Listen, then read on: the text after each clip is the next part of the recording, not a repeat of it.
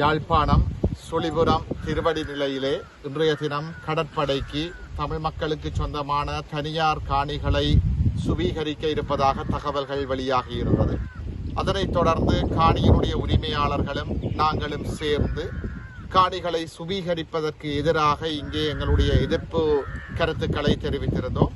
அதை அடுத்து சுவீகரிப்பதற்காக வந்திருந்த அதிகாரிகள் திரும்பி சென்றிருக்கிறார்கள். இது என்னத்தை எடுத்து காட்டுகின்றது என்றால், தமிழ் மக்கள் விழிப்பாக இருந்தால் மாத்திரம்தான், நாங்கள் போராடினால் மாத்திரம்தான் எங்களுடைய காணிகளை பாதுகாக்கலாம், தமிழர் தாயகத்தை பாதுகாக்கலாம். ஆகவே தமிழ் மக்கள் இந்த விடயத்தில் விழிப்போடு இருக்க வேண்டும்.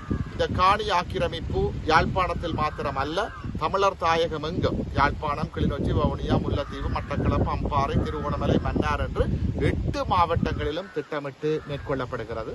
இன்றைய தினம் நாங்கள் தற்காலிகமாக தடுத்து நிறுத்தி இருக்கிறோம். தொடர்ந்தும் நாங்கள் விழிப்போடு இருந்தால் மாத்திரம்தான் எமது மண்ணை பாதுகாக்கலாம்.